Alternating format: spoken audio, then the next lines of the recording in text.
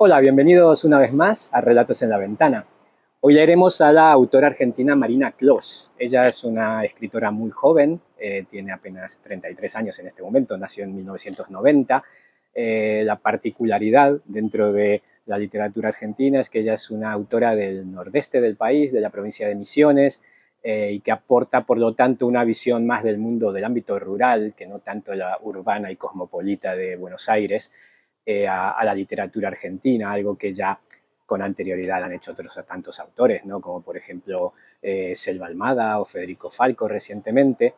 Y también su literatura está muy emparentada con la de Sara Gallardo, que hemos leído ya en un par de ocasiones aquí en el canal. Bien, Marina Clos es una escritora, como digo, muy joven, pero que ya tiene una trayectoria bastante extensa. Ella empezó a publicar en 2013 con apenas 21 o 22 años. Ha publicado varias novelas cortas y una colección de relatos largos, o serían en realidad como casi 3 novelas cortas, que se tituló Tres Truenos, que salió en 2019 en Argentina y en 2021 en su edición aquí española, y que tuvo muchísimo éxito. En Argentina ganó el Premio Nacional del Fondo Nacional de las Artes, y mientras que aquí, por ejemplo, fue finalista del Premio Finestras, que da la librería barcelonesa Finestras, y es un premio bastante importante también. Fue finalista como libro del año. Y casi sin solución de continuidad, muy poco después de la publicación aquí en España de Tres Truenos, fue finalista del Premio Ribera del Duero con esta obra Pombero, ese premio de Ribera del Duero que aquí ya reseñamos el año pasado y que ganó finalmente la boliviana Liliana Colanzi.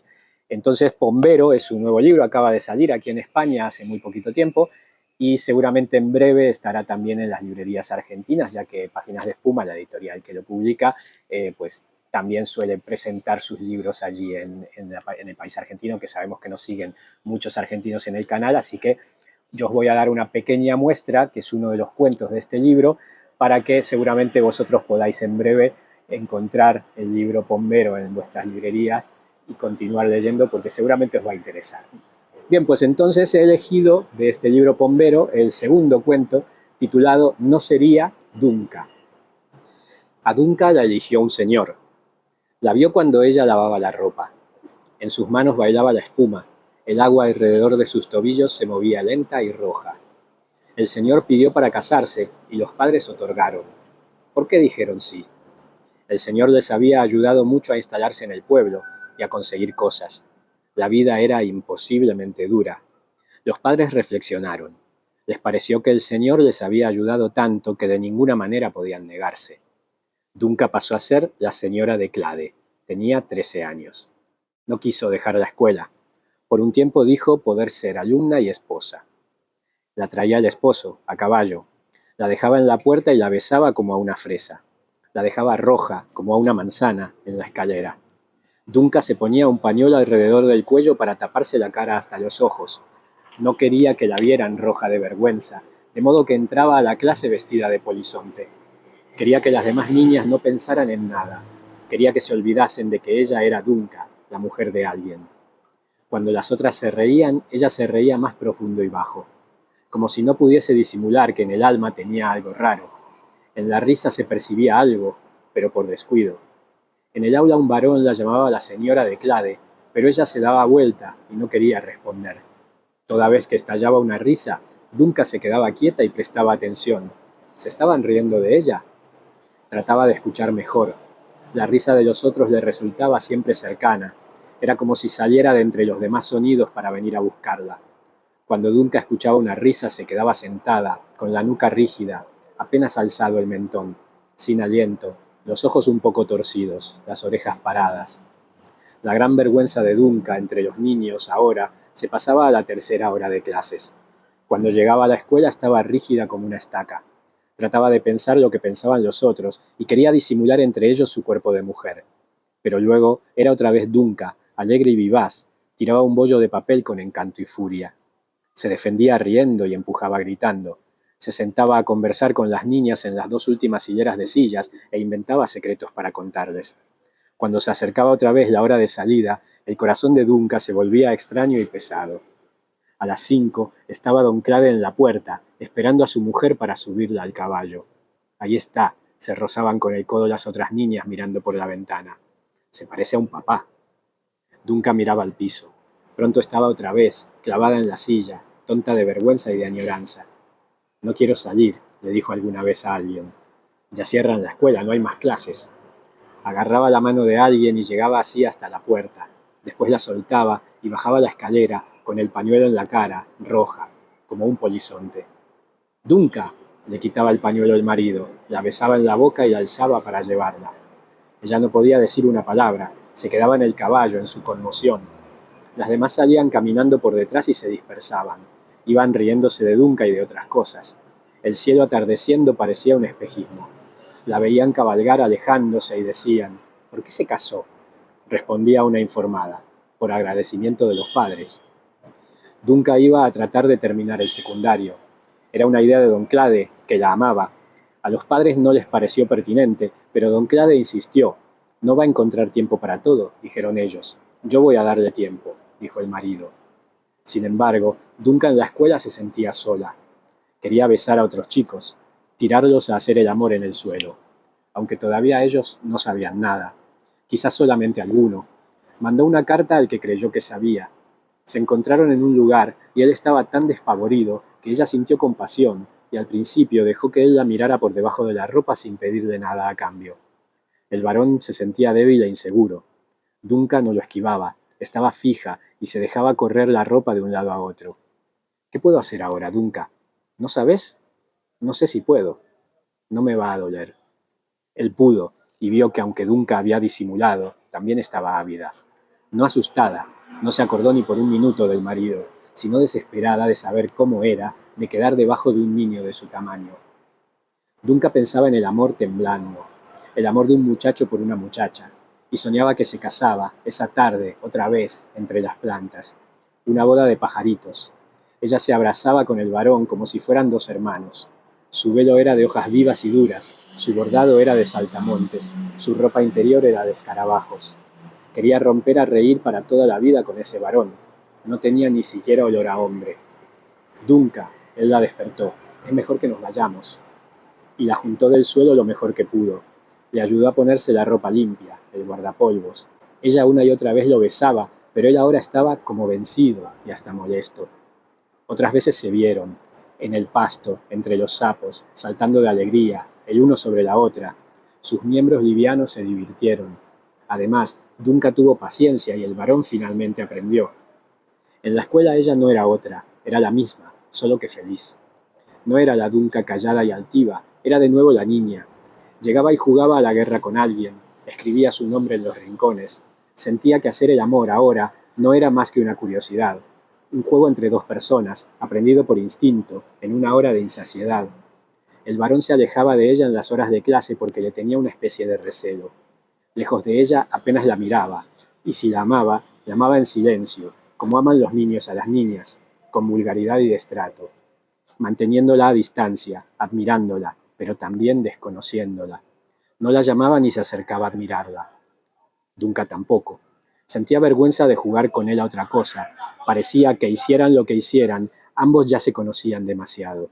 Y no tenía sentido disimular y esperar callados, si en cualquier momento podrían irse embrujados hacia los matorrales. Sobre todo porque el marido a veces no venía a buscarla, y entonces los dos niños se iban a donde ya no tenían que hablarse. El varón tenía lástima, se sentía poseedor. Ella tampoco estaba incómoda. Sabía mejor todo, lo guiaba. En la casa el marido la esperaba y era más bien otra cosa, pero ella soportaba, sin resentimiento. Trataba de unir en su mente a ambos novios, deseaba poder confundir a los dos en un solo encuentro. Dunca venía a la sala de atrás de la casita, mandó en una carta a otro varón de la clase. Ella lo pensó, pero sintió culpa si el primero se enteraba. Iban a hablar de ella, iban a decir, la señora de Clade se casa un día con uno, otro día con otro. Dunca hermosa, recibió otra carta, nos vemos en el arroyo. Ella no fue, pero le costó no desear, no ir también ahí, a pensar que estaba enamorada. Sabía quién era el otro varón, le prestaba atención, ambos se miraban con seriedad en clase. Pero el primero era el pecado, un segundo hubiera sido nada más que un exceso. No contó al primer varón lo que había pensado, pero creyó que ahora él sentía más amor hacia ella. Y cuando el segundo la miraba, el primero sentía una nueva fuerza y la miraba más profundamente, con verdadero amor, aunque de soslayo. Cuando llegaba a su casa, Dunca lavaba y cocinaba. No tenía tiempo para ocuparse de ningún hombre, del marido ni siquiera, que era, con ella, feliz. Era muy tranquilo, no pedía nada con frecuencia, ni le gustaba vérselas con Dunca. Estaba enamorado, pero con distancia. Veía que ella era una niña y que su cuerpo de hombre podía llegar a disgustarle. Tampoco hacía daño. Era compasivo y cuando se sentía agresivo permitía que las luces se apagasen. De este modo, Dunca era una niña dichosa, sobre todo en la escuela. Ya apenas hablaba con las otras. Jugaba siempre con los varones y hacía guerras contra las muchachas. Se iba a un lugar, volvía de un lugar, transpirando. Tenía la nariz sucia. Un niño le pasaba la pelota y ella se iba corriendo y tratando de empujarlo. ¡Dunca! Escuchaba que le gritaban de lejos, riendo. Y era otro niño que venía a empujarla de atrás. Jugaban los tres juntos, revolcándose por el suelo. Todo esto le gustaba a Dunca porque le recordaba su casa, la vida íntima, los patios en los que a veces había luchado contra sus hermanos. Con las niñas era distinto. Dunca tenía mucha rabia. Decía que le daban lástima porque no sabían cómo hacer, pero a veces se acercaba para escuchar de qué estaban hablando. No quería participar. Escuchaba con nostalgia, como si también quisiera algún día volver a ser como ellas. Quería hablar con ellas, pero sentía que sabía demasiado. Las otras eran tontas. La hacían ponerse nerviosa. Quería desaprenderlo todo. Cuando quedaba en evidencia que ella sabía algo que para las demás estaba prohibido, ella se ponía roja hasta la garganta. Se alumbraba de roja. No sabía cómo volver a mirarlas. Se iba sin hablar, como si se hubiese ofendido. En cambio, entre los chicos, unos ya sabían. Otros lo sospechaban y se ponían ansiosos. Todos sentían por ella una especie de cariño turbio. No la trataban con sorna como a las demás chicas. Respetaban a Dunca como por un instinto de animales.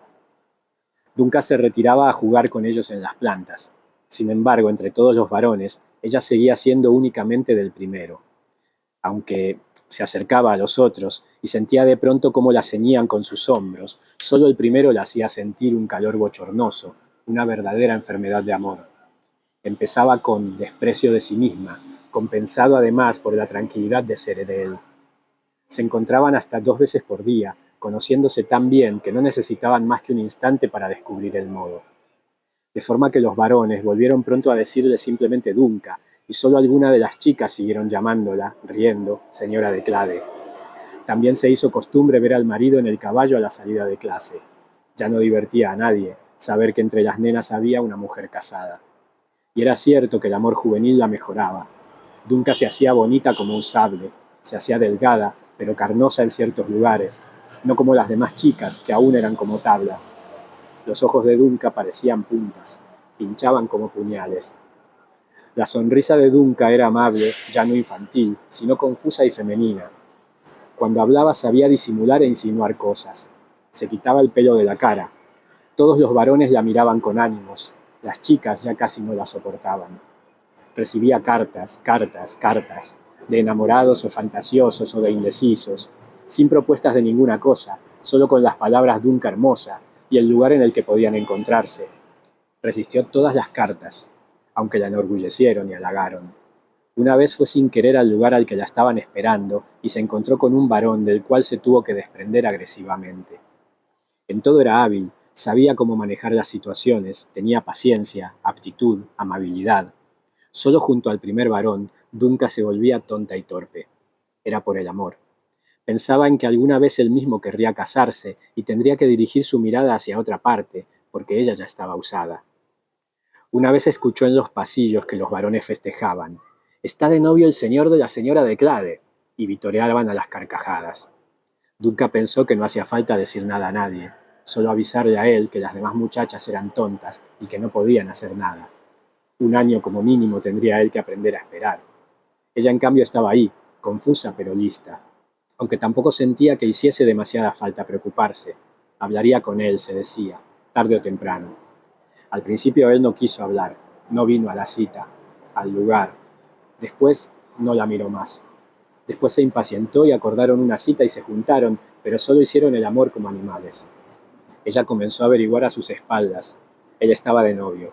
No era ninguna de las chicas, pero algunas de ellas la conocían y la estimaban. Al fin, Dunca volvió a pasar la tarde entre las otras. «Ahí está», se la señalaron, «ella es». Y Dunca se adormeció en un escalofrío. Tal como ella creía, dijo, era solo una tonta. Siguió un tiempo tratando de hablar con el varón, pero en estas citas en las que no se conversaba, ambos hacían el amor como sonámbulos. Dunca, a las demás, no les contaba nada.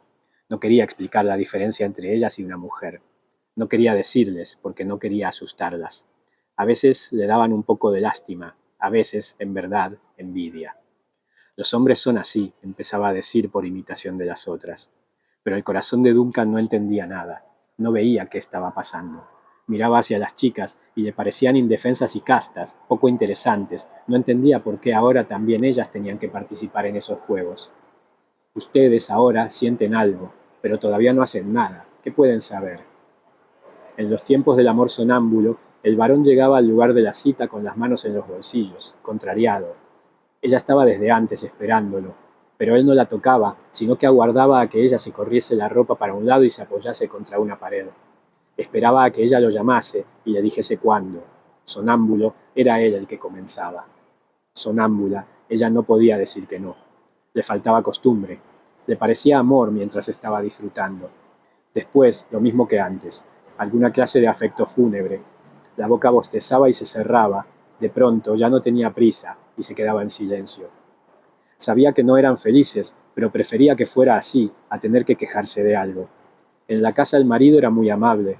La dejaba juntarse con las chicas, la dejaba salir por la ventana en medio de la noche, a ir a mirar una sombra o a encontrarse con el otro tras de la pared.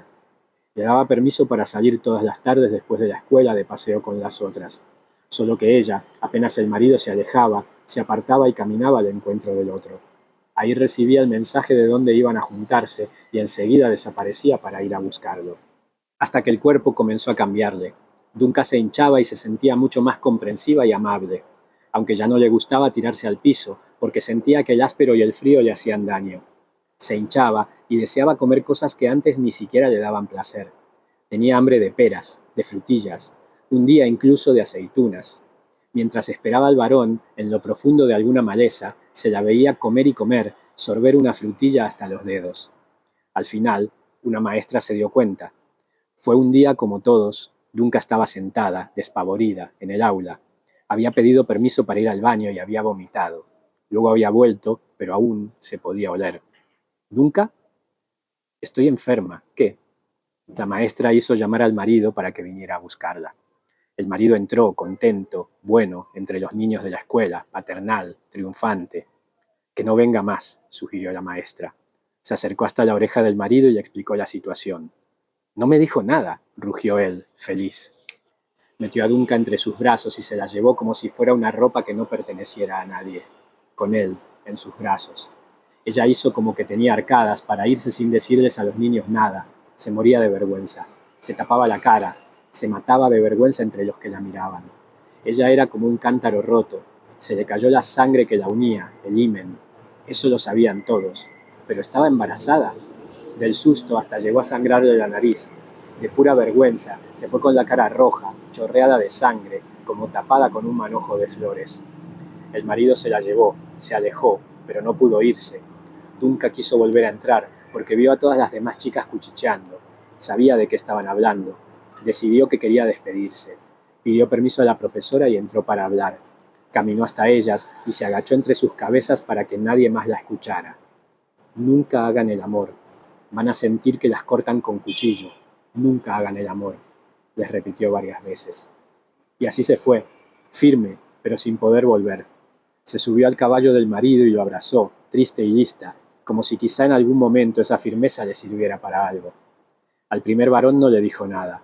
Ese día él había faltado, pero el olor a vómito permaneció. Dunca era infeliz, estaba perdida, temblaba de miedo. Arriba del caballo estaba hinchada como si la hubieran hervido. Parecía un varénique y pensaba que quizá podrían haber dicho algo más, pero estaba extrañamente pálida y conforme. El marido se subió y ella quedó a su espalda, helada dulce, se pegó a su hombro con la tristeza de una niña que de pronto aprendió a comportarse. Prefirió no seguir hablando. Pensó que tarde o temprano iba a tener que acostumbrarse a todo. Este es el relato No sería, Dunca, de Marina Clos. Espero que os haya gustado.